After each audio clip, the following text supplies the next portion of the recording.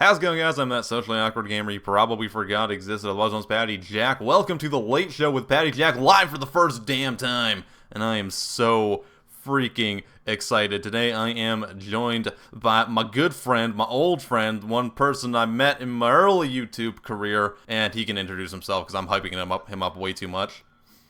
Yeah, it's not really that great. I'm just kidding. Hello, everyone. My name is Josh, or MrElephante, and I'm excited to be here. I'm excited to talk about everything that's been happening in the world of games. So excited. Man, there's been a lot going on, and I've had a crazy week, so there's a couple topics I want to get into today. But first off, what have you been playing lately? What's been what's been on the list that you've been knocking off? Overwatch. It's been literally Overwatch like constantly for me. A little bit of hype for Destiny though, because I've been a pretty big Destiny player since, I don't know, 2014 when it came out.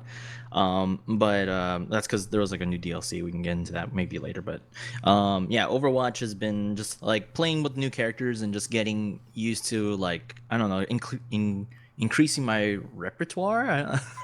Can I call it that? I don't Yes. know. But yes, yeah, I've been like I really want to get good with Winston, but he's he feels so like niche. But yeah, that's See, I I've need to been. get good with Winston as well, but that's only because I got his Explorer skin. So he's got a little hat, and I want to use it all the time, but I'm terrible with him, so I feel like I I'm letting my love team that. down. I love that skin, man. Oh my god. It's one of the two legendary skins I have, and I've got that one, and I've got Young Genji, and I don't Oh, use nice. either of those characters. I hate it so much. Oh my No, gosh. it's all. But yeah, Overwatch, dude, that's been kind of my go-to for the last little while. I've been trying to increase my playstyles like you have, but I've been doing it in that the brawl they have this week, which is like the one where it just randomly switches your hero out every time you die. Oh, that one. Okay, Yeah, I haven't jumped into that. I only played that during the beta, but yeah, I haven't jumped into that. yeah, they brought it back, and I'm not sure if it's still running right now, but that was easily my favorite one out of all the ones that have happened so far. I don't know how many have happened, but that's the one I really enjoyed. Just because it forces me to play other classes I wouldn't normally use. So, like even classes like Pharah that I'd never really used that much before. It just makes you actually learn how to use them, and when you learn how to use them, you learn how to like counter them as well when you're playing Oh, against them. definitely. So it's been a really big benefit to me, and it's such a fun mode too. No one takes it seriously, right? Because you can never guarantee that you have the optimal like play like loadout or anything, because you could have like six mercies, which is I've Oh seen at my least god. three at one time, which is hilarious. But yeah, so that's just kind of the luck of the draw on that one. Anything else you've been playing? I mean, other than that, it's been pretty much just no, that's just that and Destiny. I'm a pretty boring guy. I like to stick with like one or two games at a time. Hey man, that's fine. Honestly though, this year's been kind of boring, I'd say, in regards to games. Other than like Overwatch, everything else has been kind of like a bit meh in my eyes at Yeah. least. I don't know. I've been treating this as a good time to me, just to, like, capture not capture, like, catch up on games. Like, I had like a huge queue of games like from this past winter of like all these awesome games. Like, I haven't jumped into like Metal Gear Solid 5. I also have Tomb Raider. What was it, The Rise of the Tomb Raider? Yeah, I still have that one. And like, yeah, there's just a bunch of games I've been meaning to catch up on. So I'm actually kind of enjoying this break because now it's like, all right, let me finally get to, whatever. Yeah, absolutely. Getting back into Overwatch, let's just talk about the supposed nerfs that are coming in, or the buffs, because there is one on both sides. I think is the plan right now. And have you heard about that at all? I have. I mean, being on the console side, I'm being the console pleb right now. I'm not sure. Did they mention anything about it being on both console and PC? Yeah, they mentioned it. It's going to happen on both, but the way they're approaching it, from what I've heard, is that it's going to be different depending if you're on console or if you're on PC. Because just because when you're playing on a PC, right, it's a lot more accurate with the mouse controls and everything, versus as when you're on console using the controllers and the analogs, it's inherently a little bit more difficult to use, and they throw in a bit of aim assist for it, right? So Right. they're actually going to be balancing it differently depending on what you're playing on, which is really interesting. and I'm not sure Oh, that's ever happened before, but it's a it really that cool idea. it's an interesting. I'm glad they're doing that too because I mean, both console and PC, they're definitely a different method, playing games. Like I watched somebody playing on the PC, and like it seems different from how a console can play. But I'm glad there's at least some sort of like already buffs and nerfs right out of the gate because it shows that Blizzard wants to make sure this game survives. Yeah, what do you think about the buffs? I know McCree's getting nerfed, so let's talk about that one first then. So okay, I didn't really have a big beef with McCree until I had like I guess it was like maybe a few days ago. I had a match. I was playing Roadhog and I was trying to like be the tank, take up damage, and we were against like a team of like two or three McCrees and a bunch of other characters, and they would just run train using the fan hammer. Like, and this is console, so I mean, this is like it's not unique to any other unit or anything like that. But like, he can really melt tanks. Yeah, and that's the big thing that people have been complaining about because, according to Blizzard, he's supposed to be a counter to take out characters like Genji or like some of the more squishy guys. So the fact that he can take out tanks so quickly, I mean, like I can 1v1 a Reinhardt easily with him, right? And he is a counter to that right now. So that they're looking at just kind of like decreasing how much damage Fan the Hammer does, so that he can't just like take out a Roadhog. It's like you don't want to hook a McCree with Roadhog because you'll just instantly die. If he gets Right, his Fan the Hammer exactly. out. That's exactly how my match was. It was on Hanamura, and I was like trying to hook the McCree so I can get him, and but all I'm doing is pulling him towards me so he can kill me faster. Yeah, exactly. And Diva is looking to get a buff as well because her hitbox is insanely big on the front, and she's supposed to be a tank. So I don't know. I think they're going through trying to figure out if they want to buff her health or buff her damage. What do you think about that? So in terms of that, I think her damage is fine. I mean, I've only played her a handful of times, but I mean, I definitely agree. Her hitbox is huge. Like I remember I was playing on, I think it was Kings Row, and on the attacking team there was a diva, and they were on the topmost spawn point, where usually like snipers and such are. There she was leaving out that door. I forget who I had. It was like a guy that had a huge hitbox. I think it was like maybe a Roadhog too, and I was just shooting just for fun up there, and I would remember hearing that critical hit sound, and I'm just like that makes no sense. I shouldn't be hitting anything Yeah, at and like all. part of her counter to that is supposed to be her ability that negates any incoming fire towards her, right? But it just seems like using her as a big tank isn't generally the best idea. And even her ultimate, though, I find is a little bit weak compared to most of the other ones. I mean, it's great for clearing people off of like an objective or something, right? But it takes so long that I don't think I've ever actually killed someone using it. I see. I see. I love it for the fact that yeah, like you said, it clears out enemies in the objective area. But like I so mean, so does like half the other alts though. I mean like so does like Junkrat's alt, If you hear that thing, all the enemies aren't gonna group up. They're all gonna run away. right, exactly. Junkrat, yeah, his Riptire is so dominating on the field, but like it is what it is. It's if like your teammates are smart enough, everyone will know to disperse so that if anything, only one or two of you guys will die.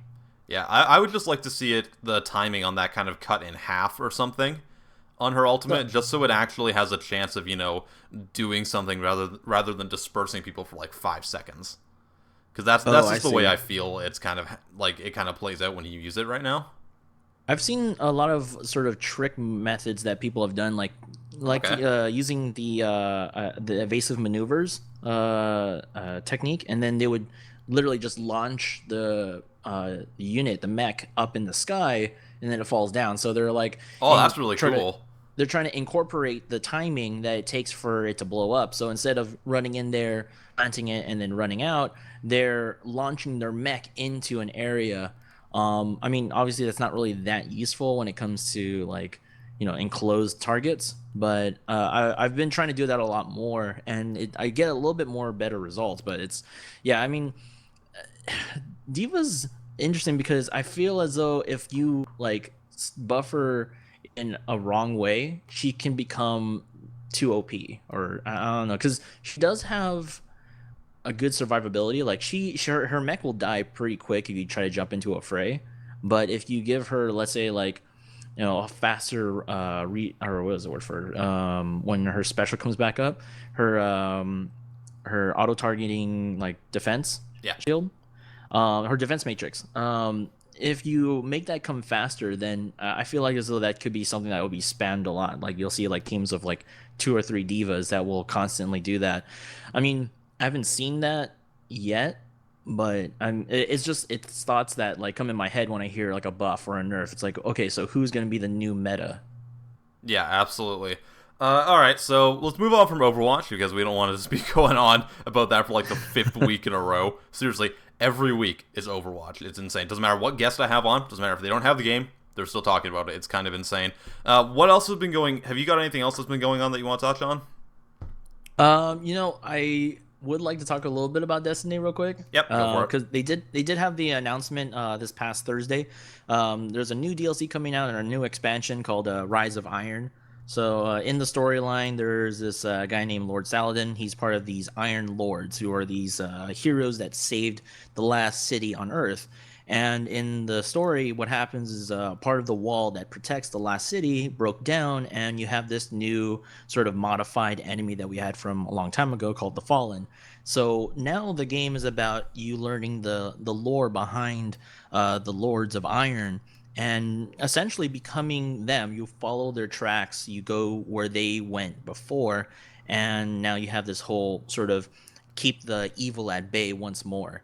And I'm for some reason I'm more excited about this than our past expansion, which was the Taken King. I think mostly because I'm so ingrained into like the lore. The hidden lore in Destiny is like huge. It's very much like how Halo used to be, but unfortunately it's all like hidden in these like postcard grimoire cards that are like talking about the storyline that I have to now read like paragraph after paragraph when I'd rather experience it. And I feel as though we're going to get a lot of lore in here, and that's something I really like to see, like a lot of storyline, a lot of narrative. Yeah, totally. I mean, I have no idea about Destiny like at all. Like I've seen a little bit of it, but it sounds like they are keeping and continuing with like bringing in new content. Would you rather have seen just like a sequel to Destiny, or do you think that this content is a good way to go? I mean, I'm definitely getting more tired or fatigued, I suppose, on the engine that Destiny 1 runs on, which makes sense. I mean, you're talking about it's 30 frames per second, so it's very jarring jumping from something like, let's say, Overwatch or Call of Duty into Destiny again, because you'll notice that difference of the smoothness, and you'll be like, oh, this is kind of weird, it's kind of old, it feels outdated. So I definitely would have liked to see a Destiny 2, but at the same time, I kind of understand where it's going. Like, if we did have a Destiny 2 released, I'm sure it wouldn't be as polished up. There wouldn't be as great storylines. I was kind of already expecting 2017 to be more of a Destiny 2 announcement, and sort of them extending the life of Destiny 1 as much as they can. At this point, I feel as though there's probably going to be maybe one more update or expansion coming towards like maybe mid spring, summertime next year, just to kind of hold us over.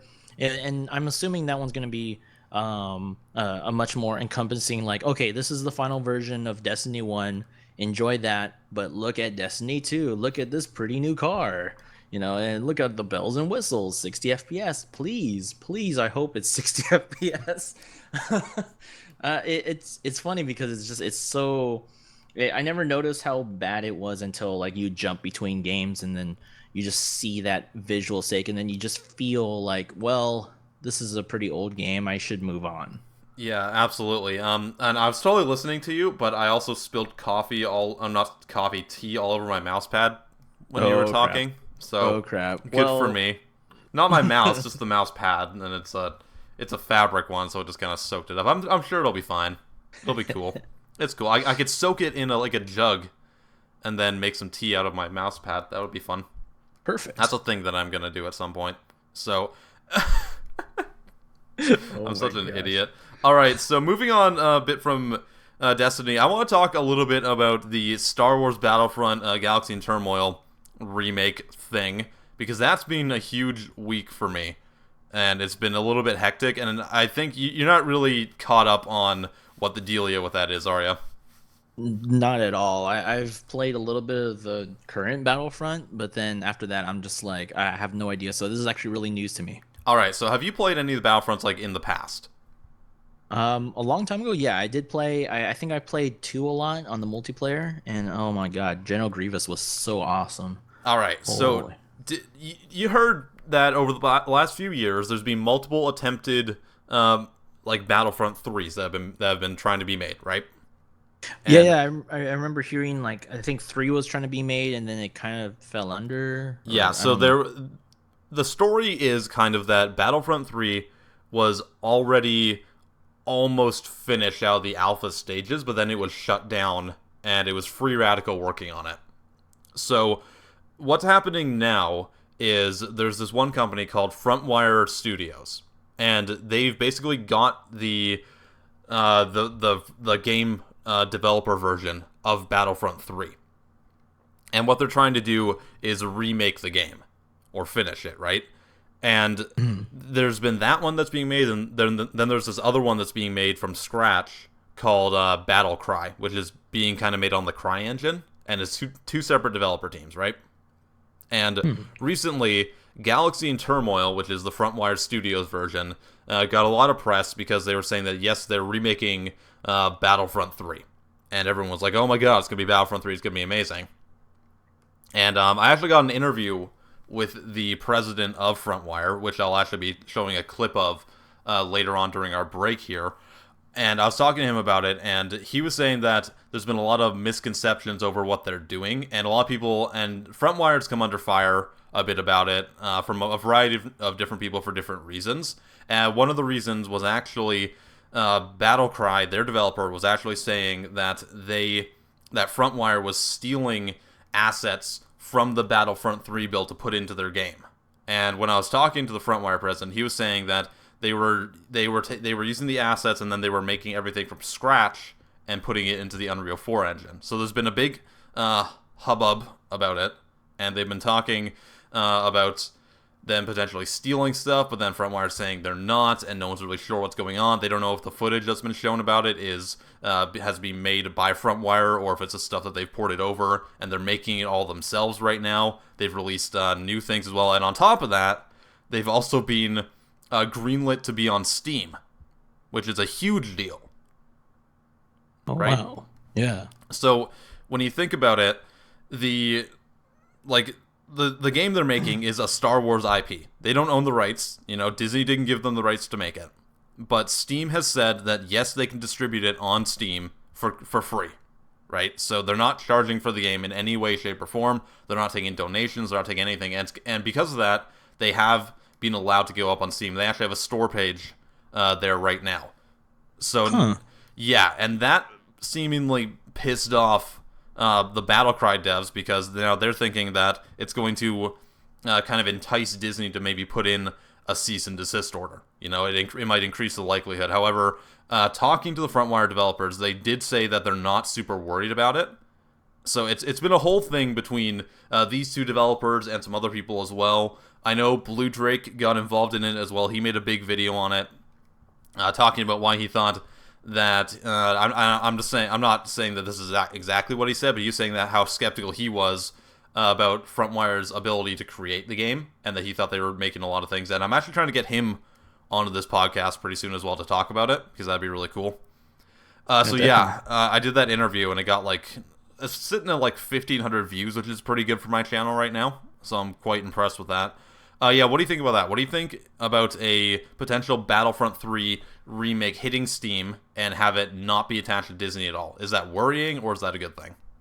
I mean, they're they're not even using the old assets, right? Is that my understanding? Supposedly not. So, like I said, what the big kerfuffle is right now is that Battlecry is saying, yes, they're using assets, and then Frontwire is saying they have the assets, but they're remaking them from scratch. So those are the two conflicting arguments I've been hearing, and I've been in contact with both of these developers, and that is what they said. If you want to go check out the full thing, I actually have an article about it with both of their full statements on it. That's over on my website. So if anyone wants to go and check out the entire thing, they can go do that. And someone in chat just said they should sit down and talk in a room. Apparently they did, and apparently they were actually talking about merging the two projects together at one point, but then everything kind of broke down, and again, that's detailed in the full statement by them. So yeah, what do you think about it? Yeah, it sounds like such like a lot of bad blood. That's or at least brewing up. I mean, as a consumer of it, it sounds interesting. I mean, obviously, more games just has more potential for us to enjoy it. It just sounds more like just a battle amongst creators in terms of what they can or can't do. As a person that doesn't play the games a whole lot, and I'd say I'm a pretty not a big fan, but I did enjoy the older Battlefront games. They did have a style to it that was a lot different from right now. Like right now, the current Battlefront just it feels like Battlefield. I mean, it is obviously from like EA and everything Well, like that's that. the interesting thing too, because when you look at the original Battlefront and Battlefront 2, they were more like Battlefield 1942 in a lot of aspects. It was the same style of like capture point warfare and stuff. Whereas Battlefront, like the remake, it feels more like the modern Battlefield, but it doesn't have like those same game modes. It is a much more pick up and play style game, to a detriment, and I really dislike it for that, because you play it for like 2 hours and then you just don't want to anymore. Right. Yeah. Yeah. I think the biggest thing I had about the newer one was the fact that like I felt like in the older one the rotations of like being the Jedi or the Sith Lord was epic, and everyone got a chance pretty much in the game. In this one, it felt too randomized. So I mean, I would definitely be more open to a newer but also older version of the Battlefront. Kind of it kind of rekindles the love that the older games have. I mean, it definitely puts them on the table for cease and desist, because I mean we're talking Disney. They're down to slap as much as they can. I mean, it is free, but I don't know how far that goes, if that just represents their sort of image in a wrong light that they don't like. So I mean, I don't know the legalities of that, but I'd say that's definitely a possibility. Yeah, absolutely. And along the same lines, this kind of broke, I believe, like yesterday or the day before. Oh, by the way, hi Space Chicken 36. How are you? I want to just throw in a bone to the chat right there. But yeah, what happened in the last couple of days is the vanilla WoW server devs, they met with Blizzard, and I don't know if you know much about that scenario either. Oh, you're talking about the whole thing about the that older server that went down. They got slapped with a cease and desist, right? Yes, they did. So what's transpired now is that they have met with Blizzard. They actually went over there and had like a 5-hour meeting with them, apparently. And what came out of that is Blizzard apparently wants to create some World of Warcraft kind of legacy vanilla servers, but they just can't right now.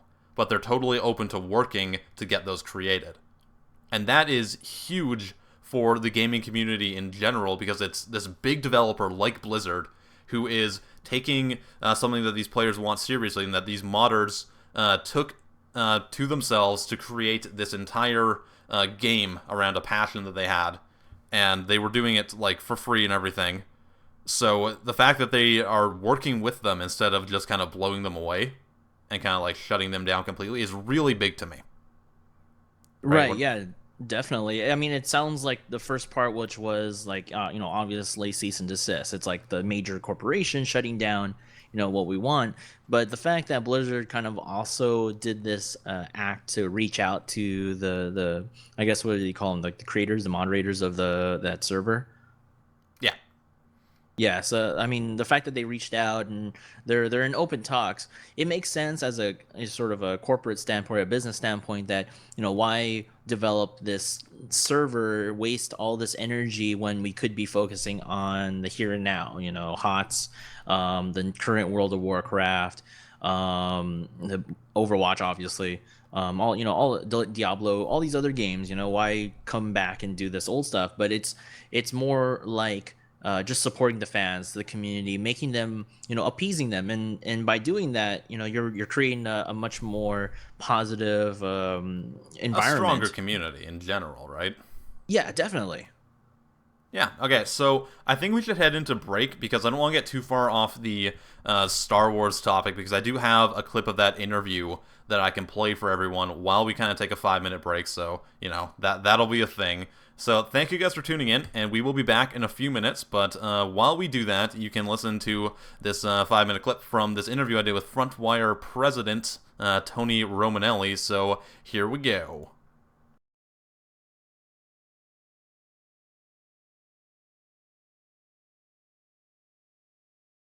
Lucasfilm entity. Absolutely. Have you guys heard anything from Disney or from any kind of like more like Lucasfilm entity? Unofficially, we have heard from some people that work at EA, actually. They tweet us once in a while. They'll send us emails saying, hey, we're not talking on behalf of EA, but we love what you guys are doing. You're regularly being chatted about it around the water coolers. And we want you to know we're all excited to see where this goes. Now, granted, these aren't, the higher ups over at EA or Disney. So, this is just your everyday studio personnel. But the fact that we're being talked about, and I'm telling you, like, we heard about this like 2-3 months ago. So this was even before, the Steam thing happened. Yeah. They were slowly chatting about us. So if it's been 2 or 3 months that people at EA have known about us and we haven't gotten a cease and desist yet, I think it's safe to say they're gonna kind of support us a little bit and just kind of let us do our thing. At least I would hope so. Yeah, absolutely. No, that's great. So getting back into the game as it like Galaxy and Turmoil as a game. Lately, what are some of the new features you guys have been adding in, and are you looking to implement anything really cool coming up here? So we have quite a big list of features. I can't go into a whole lot of them, but something we actually did just publicly talk about, we are introducing a full jetpack feature, which is really great. It's going to be similar to the Battlefront 2 jetpack. It's not going to be kind of like EA's jetpack where, you kind of just press it and hold it and you fly and it taps out. You'll actually be able to stop midair and shoot, so kind of like that classic Boba Fett shooting where he kind of like floats straight up in midair and shoots at you, which is a big feature we're looking for. As well as people have been asking about ground to space.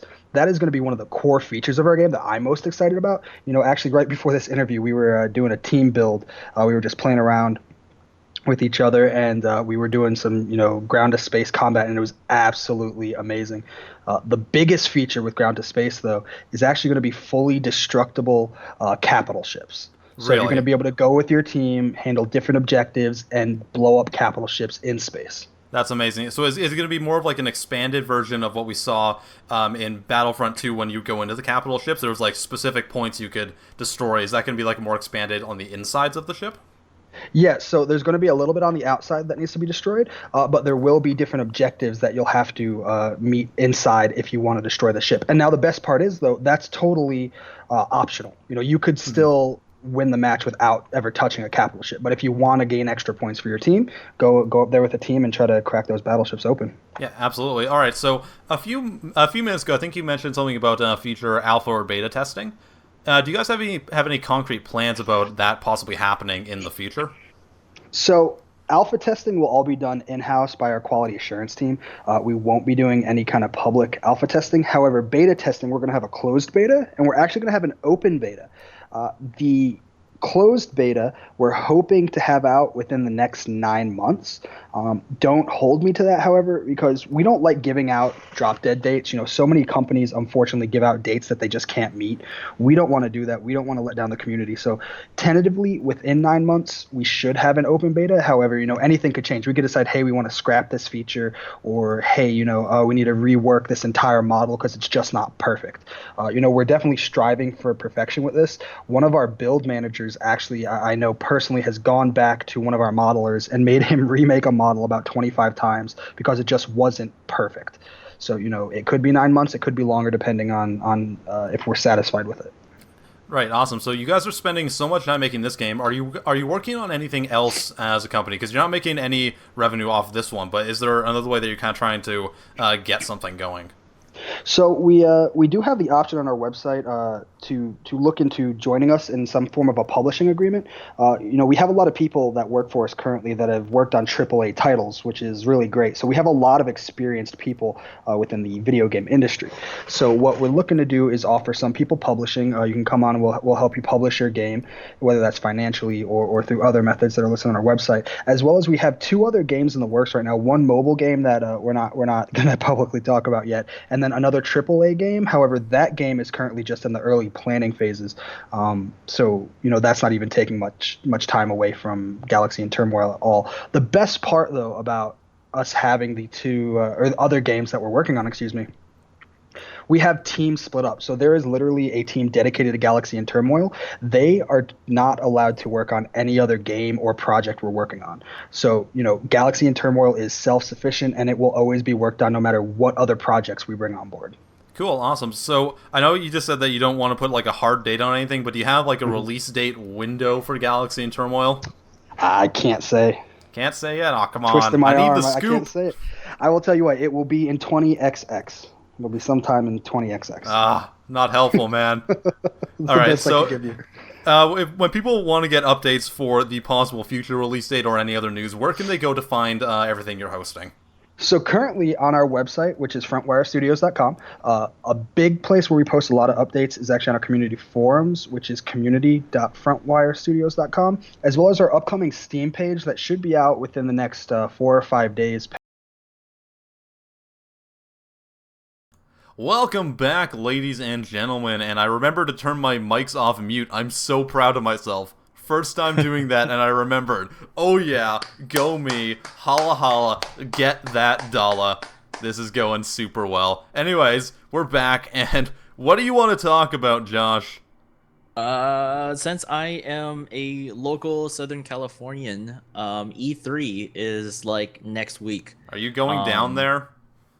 I wish I was. I am not going to be actually going to the actual one, but they have this sort of like free user come over here. You're not part of the press, but like come play some games anyways. Oh, that's cool. Yeah, so I signed up for that. I got a few tickets, so I'm going to be running solo, but I'm so down to try out. Hopefully they have like newer games to try out because I'm excited for that. So as I'm doing my day job, at the end, I'm going to be battling our legendary traffic to get to LA so I can play these games for like 1-2 hours and then come back home. But I'm so excited for it because the E3 environment is so much fun. Have you ever been, Chris? Okay, so I'm going to have to paint you a story about where I live, alright? So, as you know, I'm in Canada, and... Okay.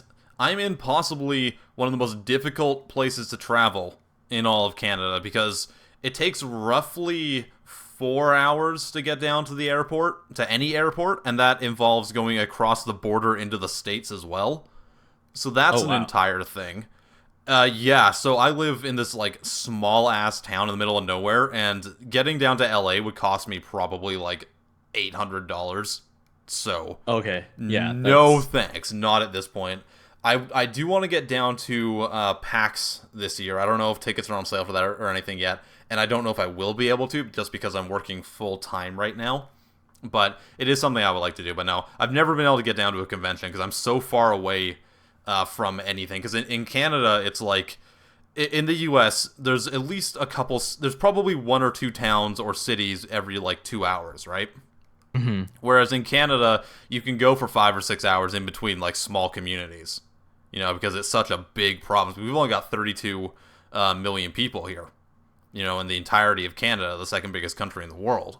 So maneuvering is a bit of an issue if you're not in, like, Calgary, Vancouver, or Montreal or Toronto, right? And I'm not. So, the closest one is basically Calgary or Vancouver, which are both 7 hours away. Oh, I see. I see. I feel it. I mean, yeah. In terms of the E3 environment, I've actually never been to like a PAX, but I've been to like other conventions of the sort. But yeah, E3 it definitely has the more corporate vibe, but at the same time, it's like you're all there for these new games. I remember I think I played I remember I played Battlefield 4 when I went. It was like 2013, I think. So 2013, 2014, one of those. So I played Battlefield 4 for like the first time. I was playing like some games. I forget. I think I played a game that like didn't release until the year next, so it felt like really exclusive to get your hands on to try out, Yeah. these sort of things. And I mean, for me, there hasn't been. I mean, there's like, I guess, like Final Fantasy. Was it 14, 15? I think 15, 15. That's coming out soon. That's gonna be. There's a lot of hype for that. Square Enix is like really rocking it on that stuff. The Kingdom Hearts game, 3, that's gonna be coming out. My God. Oh, that's a been thing, something. isn't it? Yeah, I've been waiting for that for so long, but like I did not want to play like 2.5 Remix Super Turbo Edition Ryu costumes, or like it got ridiculous. So coming back to a solid number is nice to see. Um and actually a game that's more of my like indie choice is have you heard of a game called Cuphead?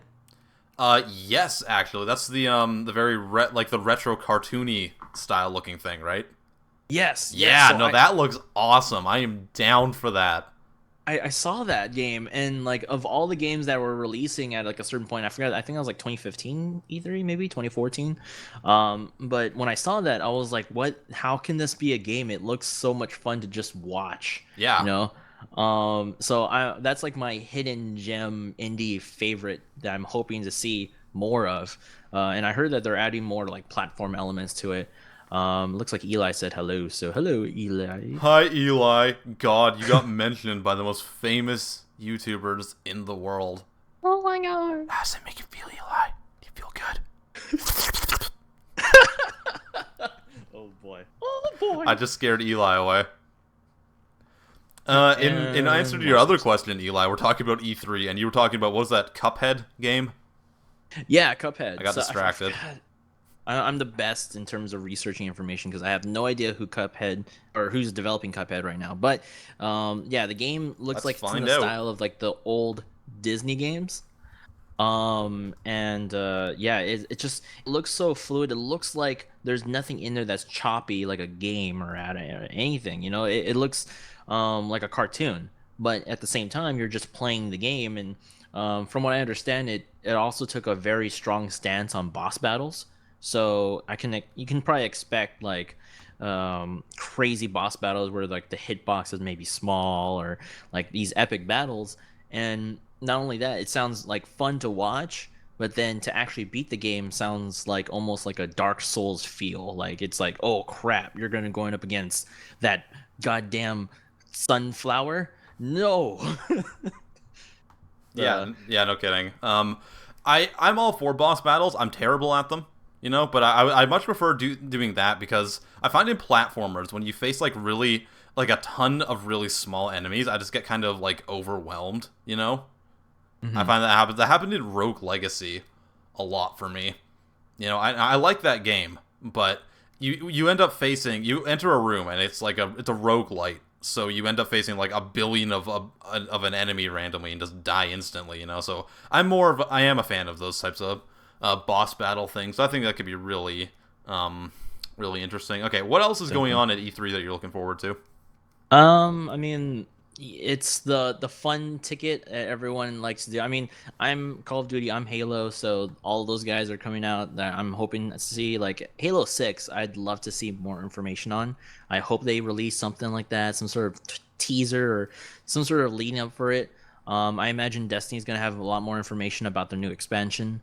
I'm also interested to see what Call of Duty can bring to the table, because I know there's been so much hate for it lately that, like, in a sense, I feel like I am supporting, like, because it's hate that I feel as though shouldn't be directed towards Infinity Ward in particular, especially with the cycles that the developers go through.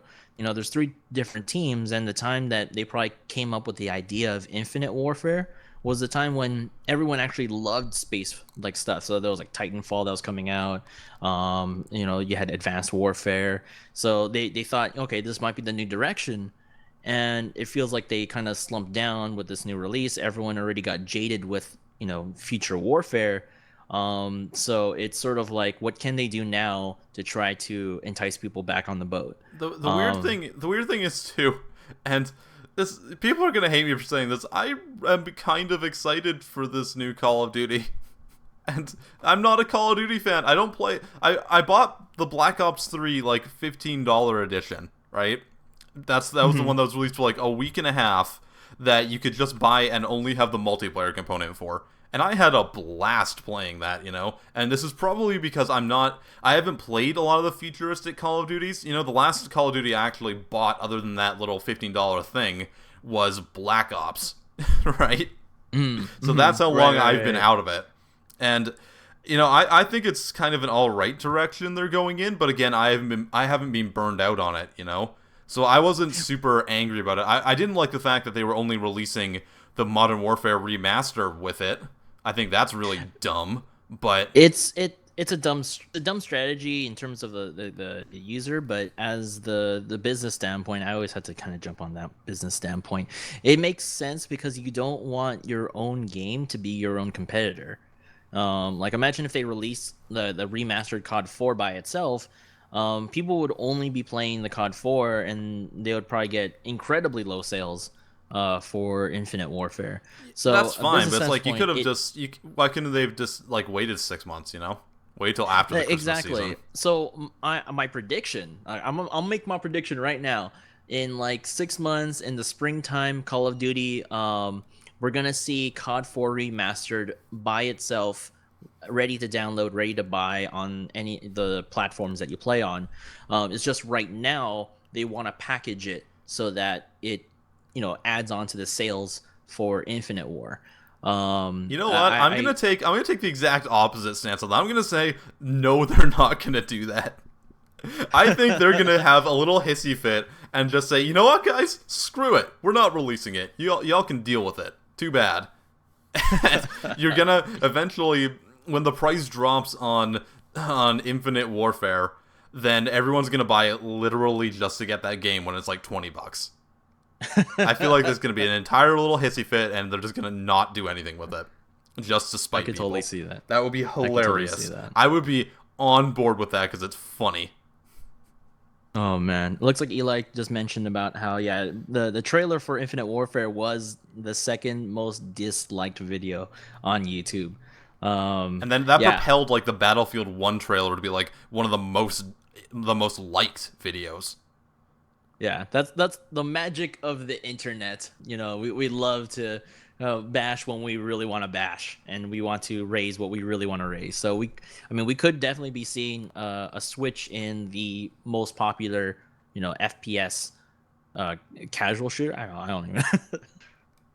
Yeah, no, I don't know. Like, I don't mind. I don't hate the idea of Call of Duty. You know, I don't really enjoy it that much, but it fulfills that very popcorn feeling. You know, it's like if I wanna go get like a bag of chips, but my chips is a video game, I get Call of Duty. You know, that's kind of the feeling I get. If that makes any sense. Makes sense. If I want to get some barbecue flavored chips, I go get Call of Duty. But if I want to get some like nice like jalapeno cheese kettle flavored chips, I'll go get Battlefield. Artisan flavored. Right? Yeah. So that's the difference. And there's a place for both of them, right? Not one isn't necessarily better than the other. It's just, you know, what do you feel like for your junk food that day? And that's kind of the way I've always looked at it. How do you want to destroy your body? Artisanally or quickly? Exactly. Well, yeah, I mean that's pretty much what I've been like interested to see. I'm hoping to get nicely surprised. Like, is there anything that you've been hyped about maybe E3 or maybe is there anything new with Elder Scrolls? Yeah, so that's been the other thing I've been talking about on my channel. I released a video that was all about my predictions for Elder Scrolls 6, which again managed to get like, I think it's sitting at like 1,800 right now, which is pretty good, and it's getting like a couple hundred a day, which is awesome. I'm super pumped about that. The thing is, everyone expects like maybe an Elder Scrolls game to be announced this year. It's not going to be. It's not. When you look at Bethesda's history, they never release these things like a year apart from each other. You know, it's going to be a good year or 2 years before it's even announced, and I don't see it happening. I feel like there's going to be maybe something announced with the card game. Maybe, there might even be like a little spin-off thing about it, but I don't think it's going to be anything Elder Scrolls related as far as a main game goes. I feel like there's going to be maybe like Fallout 4 Nuka World will be announced, because that's going to be like the next official DLC that people found in like the coding of the game. Oh wow. So, and also there was that leaked document in 2014 from Bethesda's E3 conference that talked about Fallout 4 and Fallout Nuka World as things that they weren't allowed to say. So they had like a list of like, you can't talk about Fallout 4, Fallout Nuka World, or Fallout in general. You also can't talk about Elder Scrolls 6, or this thing that was called Project Greenheart. And I don't know if you've ever heard about Project Greenheart. No? No, I haven't heard of any of that. So that one is...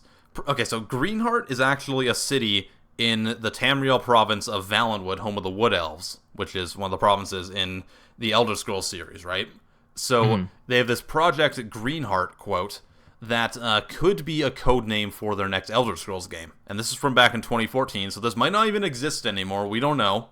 But if it did, then logic could point towards Greenheart being in Valenwood, making Valenwood the setting of the next Elder Scrolls game.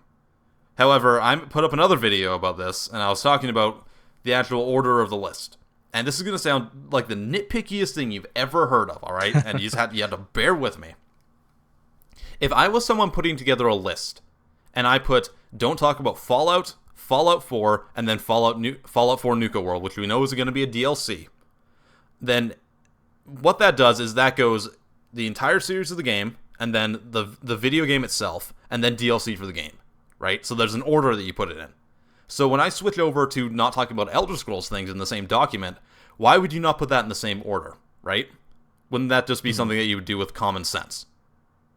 That's true. So when you look at the Elder Scrolls one, and again, this is super nitpicky, but it goes Elder Scrolls 6, and then Project Greenheart. So if you go by the same logic, that means that Project Greenheart could potentially be a DLC. And I understand that like is completely tiny and inconsequential, but that's the way I think. If that makes any sense. So I mean, I like that you're breaking it down. Like I haven't really heard any of this new information, but I mean it's definitely possible. I mean, the magic of would you say that this would potentially be like, if they did do some sort of like big announcement, would you say E3 would be the platform, or would you say like this is like something else? I think it is an E3 thing. They don't really announce things at the same venue very often. I mean, Skyrim was announced at the VGA Awards back in 2011 or whatever they were called. Yeah. So it was announced then. Fallout 4 was announced. It was before E3, wasn't it? Yeah, they had their own like stream thing, and then they just came out and they were like, yeah, they showed it, and they're like, oh my god.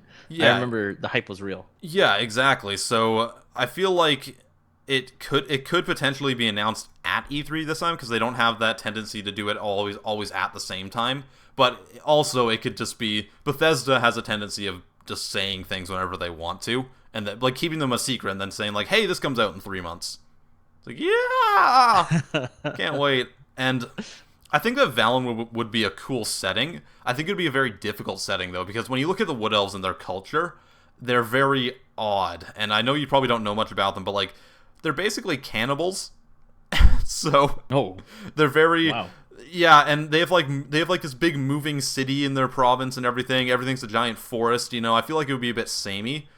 So I'm not sure if Valenwood is the best choice, but I think it would be a very interesting one if they did that. And in my other video, I went through all the different provinces and talked about it, and I eventually settled on it being in Hammerfell, which is the home of the Red Guards, because I feel like it's got a big desert in the middle, and then 2 of the sides of the province are mountainy and kind of more temperate cold regions. And then there's also a coastal side, and one that borders one of the beast races as well. So it introduces this big variety of different things that they could put into the game, which I think is the best option for it. So that was kind of my my thoughts on that matter. But again, I don't think it's going to be announced at this E3. I think it's going to be some more Fallout 4 stuff. Maybe a bit more about Dishonored 2, obviously, and possibly even a new IP, but I don't think it's going to be anything Elder Scrolls really related. Right. Yeah. Right. That's my Elder Scrolls spiel. Yeah, it sounds like it's probably going to be a pretty safe E3 this year. I don't know if there's going to be any like huge announcements from really any of the guys or But any of the Watch main Dogs developers. 2. That's right. Yeah, yeah, yeah. Watch Dogs 2, guys. Everyone, get hyped about Watch Dogs again. Please don't. Learn your 2018. lesson. Oh man, that was an entire thing. So, I don't know, it looks kind of neat. People are getting all pissed off because the main character is black, so that's cool. Right? I mean, Still- that's what you want to see.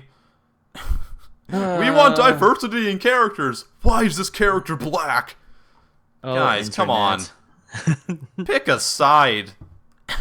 If you're gonna be racist, at least commit to being racist.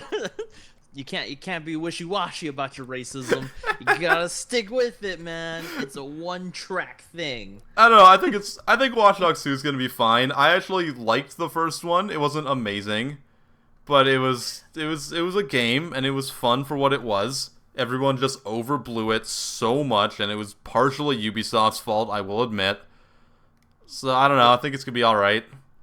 I didn't actually play Watch Dogs, but like I lumped Watch Dogs hype with the Division hype, and in terms of when the game finally came out and everything, it was like it kind of like fell flat for me. Like the hype in me died down because it just took so long to come out, and like there was like all these like leaks about the graphics are gonna be lower, and like it died down for me. So I hope in this time, I hope Ubi learns their lesson and decides to, well, maybe do at least a sooner release or, you know, what have you. But like it just felt like I remember I watched a video. It was like Ubisoft trailers and their end products. And oh my gosh, it was like night and day for like Battlefield. Oh no, it was the what do you call it? The Rainbow Six Siege Yeah. game. It was just night and day in terms of like the graphics and the play style and everything like that. And it's unfortunate that how it has to be that the trailers are always dolled up. All games do this. All developers do this. They have like a dolled up trailer, but yeah, it's nasty, and especially if you try to elongate the hype for it. I don't know. I think hype can only last you like a year or so before people start getting jaded. Yeah, absolutely. Yeah, I don't know. Like E3 this year, there's not a whole lot I'm super pumped about, and I don't even know if this game is going to be at it. But I want to get some more info about Mountain Blade 2. I think that's going to be like my game of the year if it ends up coming out this year, because I love that series so much. And I reached out to the developer. I'm trying to get an interview with them right now as well about it. So I don't know if they'll get back to me or not. It's very hit and miss right now. But yeah, no, that game looks sick, and I think I talked to you about this before. You should definitely check it out, because if you want to play like an RPG that's like very different, you know, like you can just in that game you make your character, you make your own army, you wander around the map, form alliances with lords and stuff. It's pretty much it's like Game of Thrones, but with like just like the game version, like a good version of a Game of Thrones game, which has never happened before. So Oh wow. it's really cool. And there's even a full Game of Thrones mod for the first one, which was really good as well. So you could like be like a Lord of the Vale or the Iron Islands or whatever, right? It was really sick, you know? I think I took King's Landing like 7 times.